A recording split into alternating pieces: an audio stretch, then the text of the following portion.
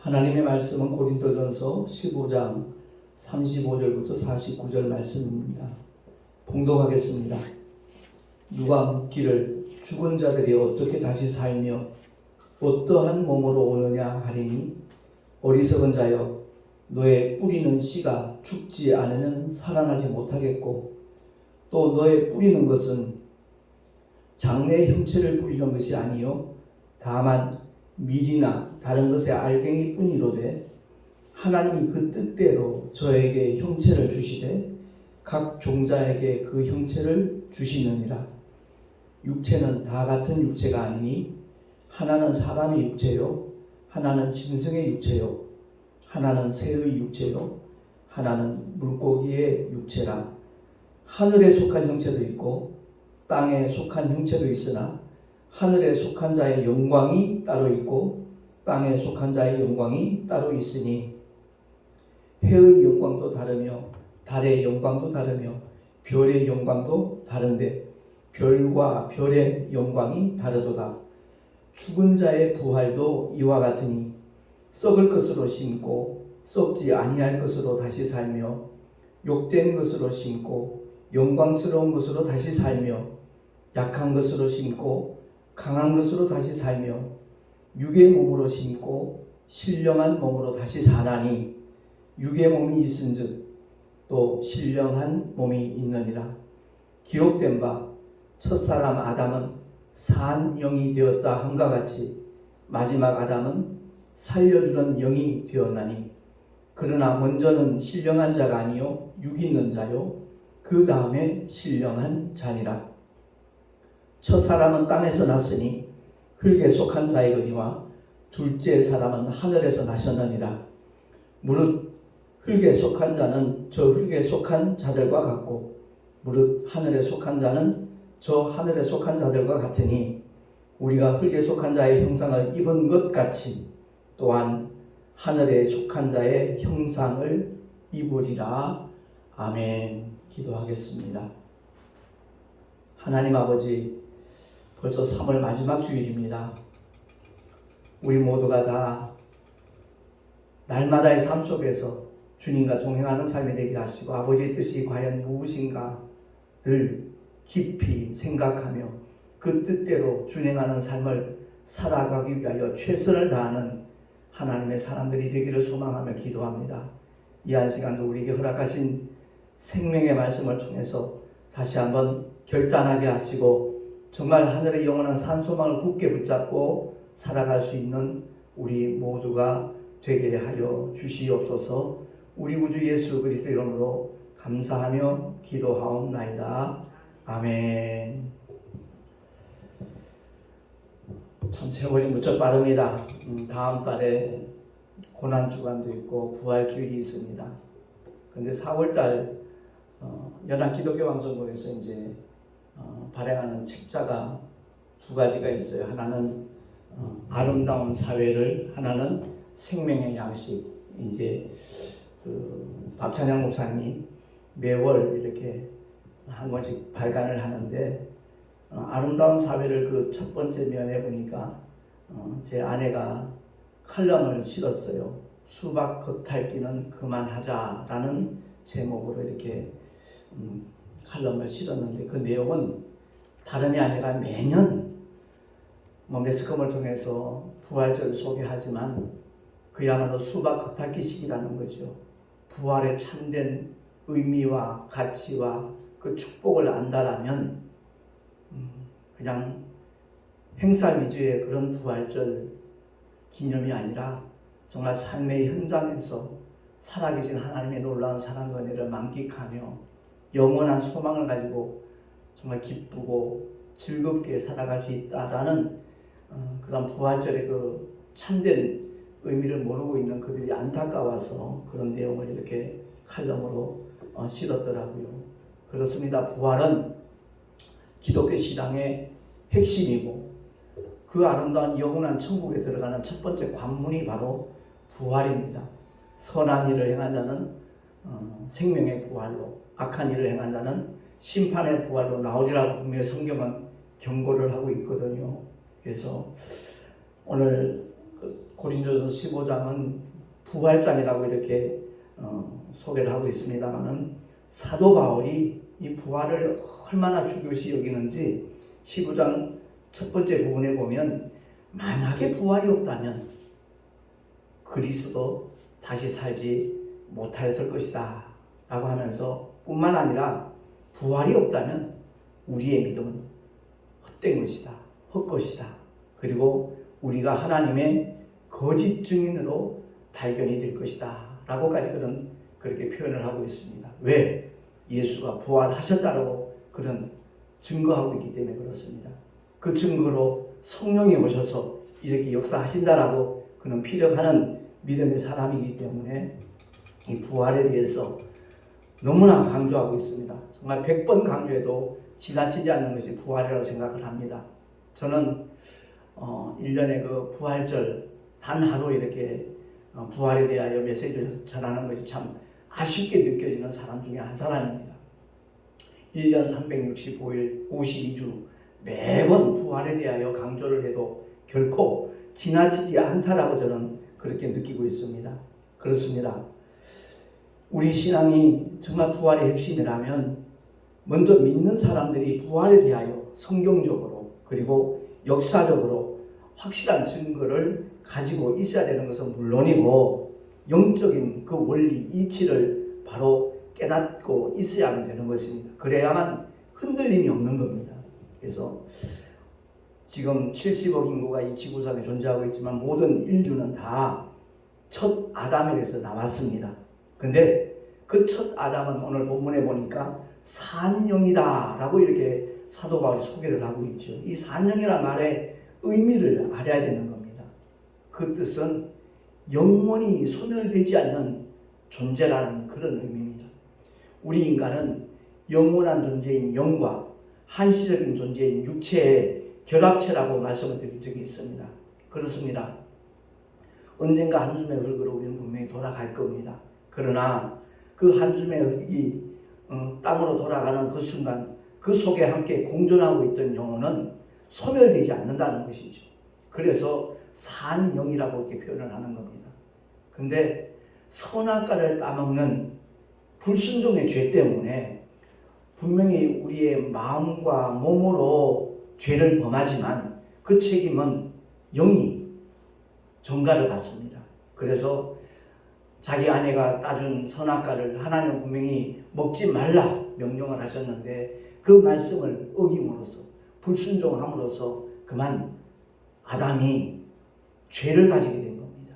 그래서 그 죄가 소멸되지 아니하는 한, 그 죄가 사함을 받지 못하는 한 천국에는 들어갈 수 없는, 결국 지옥에서 영원히 고통받을 수밖에 없는 존재가 되고 말았다는 것이 창세기의 선언입니다. 모세가 에덴 동산에 거주한 적이 없습니다. 근데 성령의 감동에 의해서 모세 오경이라 말하면 창세기, 출애굽기, 레위기, 민수기, 신명기를 가리키는데 창세기의 모든 사건은 모세가 경험한 적이 없는 그런 사건입니다. 그런데 하나님의 감동으로 그 성경을 기록한 것인데 그가 본 것은 다름이 아닙니다. 하나님께서 천지를 창조하셨는데 첫 번째 존재, 영적 존재인 아담이 아내가 따주는 선악과를 따먹음으로 말미암아 죄가 세상에 들어왔다는 것을 말씀하고 있는 겁니다. 영원한 절망이 왔다는 거죠. 그러나 창세기는 그 영원한 절망으로 끝내는 것이 아니라 여자의 후손과 뱀의 후손의 관계를 통해서 우리에게 영원한 소망을 또한 허락을 하셨습니다. 그래서 오늘 본문에 소개되는 살려주는 영이라는 둘째 아담, 마지막 아담으로도 표현되는 예수가 오신 목적이 무엇이고 그의 역할이 무엇인가 하는 데 대해서 살려주는 영이라고 사도 바울은 표현을 하고 있는 겁니다. 베드로전서 1장 18절에 보면 주보에 나와 있으니까 우리 한번 합독을 하겠습니다. 시작. 너희가 알거니와 너희 조상의 유전한 망령된 행실에서 구속된 것은 은이나 금같이 없어질 것으로 된 것이 아니요 오직 흠없고 점없는 어린 양 같은 그리스도의 보배로운 피로 한 것이니라. 아멘. 그렇습니다.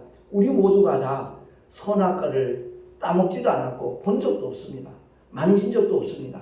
그럼에도 불구하고 우리는 아담에 속한 자였기 때문에 그 죄가 그대로 유전된다는 거죠. 그래서 베드로가 그렇게 표현하는 겁니다. 너희 조상, 그가 누구지요? 첫 아담을 가리키는 겁니다. 너희 조상의 유전하는 망령된 행실, 그 망령된 행실은 다른 게 아니라 하나님이 먹지 말라고 금하신 선악과를 자기 아내가 따주니까 그대로 받아 먹었다는 그 행실이 망령된 행실이라고 이렇게 다시 한번 조명을 하는 겁니다. 그렇게 정의를 내리는 겁니다. 그 망령된 행실에서 구속될 수 있는 것은 이 세상의 어떤 수단과 방법으로 되지 않는다는 거죠. 종교도 철학도 지식도 많은 재물을 쌓는다 할지라도 이 세상의 모든 학식을 겸비한다 할지라도 그것으로 아담이 범한 그 죄의 문제를 해결할 수 없다는 거죠. 그래서 그 망령된 행실에서 우리가 구원받은 것은, 구속이 된 것은 은이나 금같이 없어질 보배로 된 것이 아니라 그야말로 흠없고 점도 없는 하나님의 그 어린 양 같은 그리스도의 보배로운 피로 우리가 다 구속을 받은 것이다라고 베드로는 선언을 하는 겁니다. 그렇습니다. 아담 안에서 우리의 의지와는 상관없이 타락한 죄인이 된 우리들을 하나님께서 방관치 아니하시고 세상을 긍휼히 여기셔서 불쌍히 여기셔서 요한복음 3장 16절 말씀처럼 세상을 이처럼 사랑하셔서 독생자를 보내주셨다는 것입니다. 이러한 죄인들을 구원하시려고 마지막 아담으로 오신 예수는 바로 살려주는 영으로 오셨다는 겁니다. 에베소서 2장 1절에 보면 사도 바울이 이렇게 또 선언하잖아요. 에베소 교회 성도들에게 우리의 영적 상태가 어떠했다는 것을 설명을 하는데 너희의 허물과 죄로 죽었던 너희를 살리셨도다. 그 말씀의 뜻이 바로 그겁니다. 아담 안에서 우리는 이미 허물과 죄로 죽은 상태로서 다시 말해서 영이 그 기능을 상실한 하나님의 관계와 완전히 단절된 그러한 죄인의 신분으로 이 세상에 태어났지만 둘째 아담, 마지막 아담으로 오신 예수께서 전한 그 복음 때문에 우리가 다시 살아났다. 다시 말해서 영이 그 기능을 회복했다. 하나님과 완전히 불목해 되었던 우리가 화평케 되어지는, 화목케 되어지는 하나님의 놀라운 은혜를 덧입었다라고 사도 바울은 선언을 하고 있는 겁니다. 그래서 이러한 죄인들을 구원하시기 위해서 하나님의 아들 예수는 살려주는 영으로 오셔서 첫 아담 영이 가지고 있던 우리에게 모두 유전되어지는 그 죄의 문제를 깨끗하게 단번에 그리고 영원히 완전하게 소멸하셨다는 것을 설명하는 겁니다. 그래서 예수를 믿는다는 말은요 다름이 아니라 하나님 앞에 영원히 멸망받을 수밖에 없는 죄인의 신분이었는데 하나님의 독생자, 하나님의 뜻인 예수 그리스도를 나의 구주로 믿음으로 말미암아 달리 바꿔 표현한다면 회개함으로써 예수가 4대 선민 중에 한 사람 정도로 우리가 알고 있었는데 그는 그런 분이 아니라 그야말로 만유를 구원하시기 위하여 이 땅 오신 창조주 하나님이시라는 것을 깨닫고 고백하면서 바로 나의 왕으로, 나의 주인으로, 나의 하나님으로 모셔드리는 그 믿음을 통해서 하나님의 자녀가 되는 권세까지 하나님께서 우리에게 부여하여 주시는 줄로 믿습니다. 그래서 예수 믿으라고 복음을 전하는 그 짧은 메시지 속에는 엄청난 하나님의 약속들이, 하나님의 축복들이 담겨져 있다는 것을 우리가 분명히 기억을 해야 될 것입니다. 그래서 하다못해 전도지 한 장 나눠주는 것도 하찮은 일 같지만 그것을 통해서 하나님의 놀라운 역사가 일어날 수 있다는 것을 우리는 기억을 해야 되는 겁니다. 우리 모두가 다 처음부터 복음을 온전히 제시받아서 지금 내가 이렇게 예수 믿는 사람이 되었다고 말할 사람 아마 아무도 없을 겁니다. 당신도 예수 믿으세요. 교회 한번 나오세요. 그런 짧은 메시지를 통해서 그 모든 시간의 흐름에 따라서 하나님께서 그야말로 조밀하게 아주 세심하게 인도하시고 역사하셔서 오늘날 그야말로 나 구원받았다고 확실하는 하나님의 놀라운 사랑과 은혜로 나는 하나님의 자녀가 되었다라고 정말 고백할 수 있는 단계까지 오게 된 것이거든요. 주의 종들도 마찬가지입니다. 처음부터 복음을 다 알아서 주의 종이 되어서 말씀을 전하는 사람이 된 것이 아니라 짧은 메시지 속에서, 그리고 하나님께서는 반드시 일하시되 사람을 통해서, 환경을 통해서, 사건을 통해서 일하시거든요. 수많은 사람들을 하나님은 동원시키는 가운데 모든 환경과 사건을 통해서 결국 예수 그리스도의 십자가 앞에 무릎 꿇을 수 있도록, 그 은혜를 사모하는 마음으로 받아들일 수 있도록 하나님께서 우리를 인도하셨다는 것을 우리가 기억을 하고, 오늘 본문의 말씀을 통해서 사도 바울이 정말 이 부활에 대해서 아주 알아듣기 쉽게 설명을 하고 있잖아요. 뭔가 하면 35절 이하에 누가 묻기를 죽은 자들이 어떻게 다시 살며 어떠한 몸으로 오느냐 라고 질문한다는 거죠. 그때 바울의 답변이 그겁니다. 어리석은 자여, 너의 뿌리는 씨가 죽지 않으면 살아나지 못하겠고, 또 너의 뿌리는 것은 장래의 형체를 뿌리는 것이 아니요 다만 밀이나 다른 것에 알갱이 뿐이로되, 하나님이 그 뜻대로 저에게 형체를 주시되 각 종자에게 그 형체를 주시느니라 라고 그렇게 설명을 하고 있는 겁니다.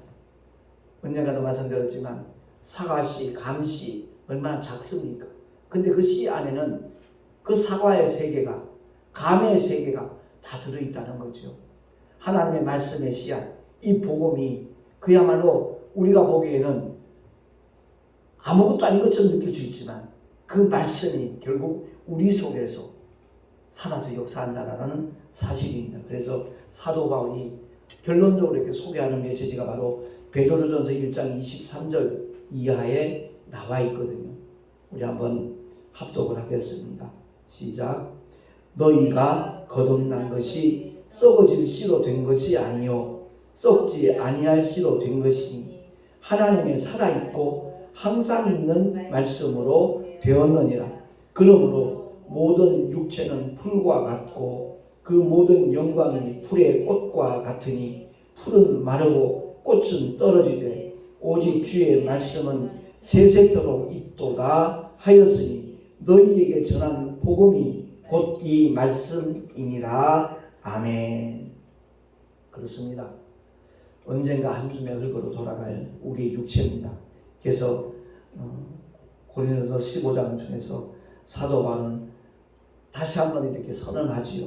형제들아, 내가 이것을 말하노니 혈과 육은 하나님 나라를 유업으로 받을 수 없고 또한 썩은 것은 썩지 아니한 것을 유업으로 받지 못하느니라 라고 50절 51절에 그렇게 말씀하고 있거든요. 다시 말해서 우리의 육체는 혈과 육으로 구성되어 있잖아요. 결코 한시적인 존재, 시한적인 존재인 우리 육체가 영원한 하나님의 나라, 그 하나님의 유업을 받을 수 없다는 거죠. 결국 썩은 것은 썩지 아니한 것을 유업으로 받지 못하는 것과 똑같이 우리 육체는 언젠가 한 줌의 흙으로 돌아가지만 그야말로 하나님의 마지막 나팔 소리에 순식간에 호련이 다 변화할 거라는 겁니다. 그래서 이 지구상에 거하는 모든 사람들이 그야말로 두 부류로 나눠진다는 거죠. 정말로 하나님의 독생자 예수, 그를 나의 구주로 믿고 영접한 구원받은 사람들에게는 영원한 아버지의 집으로 들어가는 놀라운 역사가 경험이 될 것이고, 하나님의 사랑을 거부하고 끝까지 그 은혜를 외면한 사람들은 결국 본인이 지옥을 선택하는 것과 조금도 다를 바가 없다는 것을 성경은 말씀을 하고 있는 겁니다.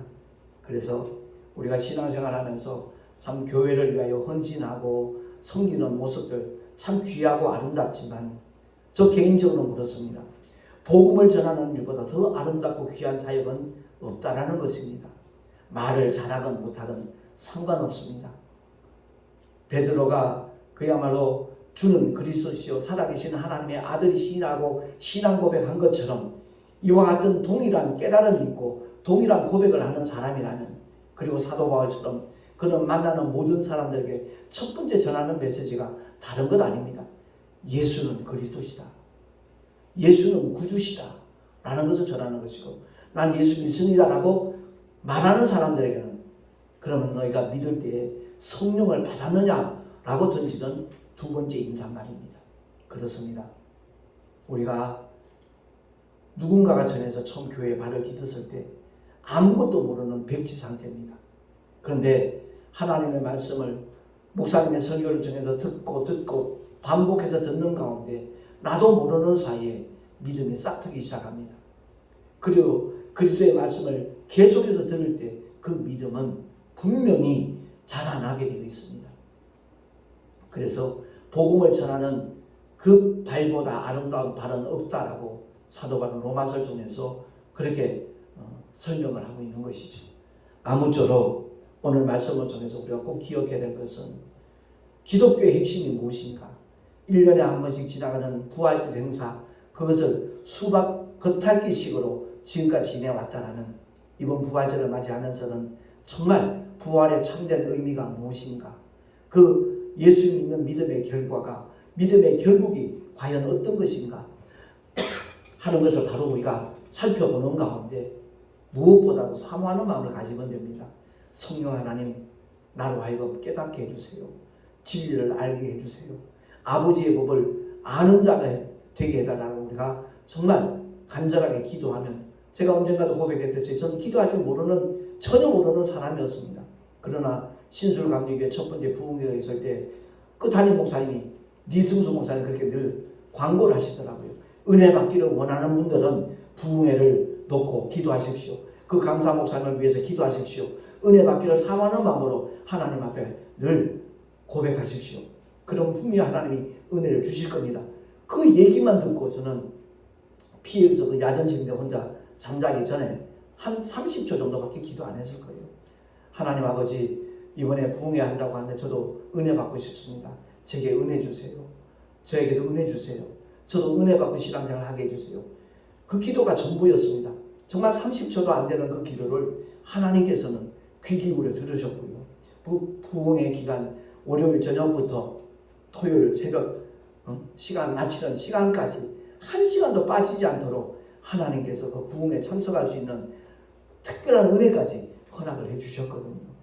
아무튼 저와 여러분, 기도에 대해서 다시 한번 기억해야 될 것은, 기도한 내가 잊어버릴 수 있고 내 기도에 대한 똑같은 기대치의 응답이 없을지라도 기도는 결코 멈춰서도 안 되고 중단해서도 안 되고 끝까지 주님이 내 영혼을 취하여 가시는 그 순간까지 기도해야 된다는 것을 우리가 명심을 하고 끊임없이 성령의 인도함을 받을 수 있는 하나님의 사랑으로 살아갈 수 있기를 예수 그리스도의 이름으로 축원합니다.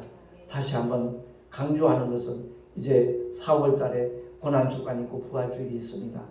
그때 무엇보다도 부활의 참된 의미가 무엇인가를 성경을 통하여 다시 한번 살펴보고 확실한 부활의 산소만을 가질 수 있는 우리 모두가 될 수 있기를 예수 이름으로 축원합니다. 기도하겠습니다.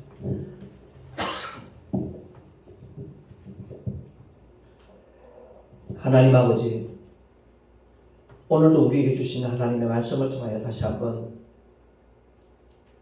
부활에 대하여 깊이 상고하게 하심을 감사합니다. 깨닫게 하신 대로 확실한 부활의 산소망을 가지고 살아가는 우리 모두가 되게 하여 주시옵소서. 살려주는 영으로 오신 예수를 만나는 모든 사람들에게 정말 전할 수 있는 복음의 일꾼들이 되기를 소망하옵고, 우리 구주 예수 그리스도의 이름으로 감사하며 간절히 축복하며 기도하옵나이다. 아멘. 교회 소식 주보를 참고하시기 바랍니다. 4월 12일 날 둘째 주 화요일 날 우리 동서노회 정기노회가 또 우리 교회에서 있게 됩니다. 위에서 기도해 주시기를 바라는데, 새로 이제 선출된 임원들을 위해서 함께 기도해 주시기를 바라고요. 또 한번 강조하지만 송내 열방교회 주일 예배 동영상 보신 뒤에 구독과 좋아요 눌러주시면 참으로 고맙겠습니다. 드린 예물 위하여 잠시 기도하고 축도로 예배를 마치도록 하겠습니다. 하나님 아버지, 은혜를 감사합니다. 주님을 예배하며 11조와 여러가지 모양의 헌물을 드렸습니다. 예물에 담겨진 주님을 향한 우리의 고백 기쁘시게 연락하여 주시고, 이 예물이 쓰여지는 곳곳마다 부활의 산소망이 나눠질 수 있도록 주님의 영원한 생명이 공유될 수 있도록 하나님 역사하여 주시옵소서. 드린 손길들마다 복에 복을 더하시고 능력 위에 능력을 더하여 주시옵소서. 하나님 아버지, 참으로 우리 모두의 삶이 부활의 산소망으로 가득 채워 있는 삶이 되기를 간절히 소망하옵고, 우리를 죄악 가운데서 건져주시며 영원한 하늘의 산소망을 허락하신 우리 구주 예수 그리스도 이름으로 감사하며 간절히 축복하며 기도하옵나이다. 아멘. 이제는 우리 구주 예수 그리스도의 크신 은혜와 하나님 아버지의 놀라우신 사랑하심과 보혜사 성령 하나님의 내주교통 인도하심과 축복하심이 산 영과 살려주는 영의 의미가 무엇인가를 바로 깨닫고 참으로 살려주는 영으로 오신 마지막 아담 예수를 누구보다도 뜨겁게 사랑하고 의지하며 또한 모든 사람에게 소개하리라 결단한 하나님의 사람들 머리 위에 그 가정과 자녀들과 경영하는 모든 일들과 또한 주님께서 피로 값주고 세우신 주님의 모든 교회들 위해 지금으로부터 영원토록 함께 있을지어다. 아멘.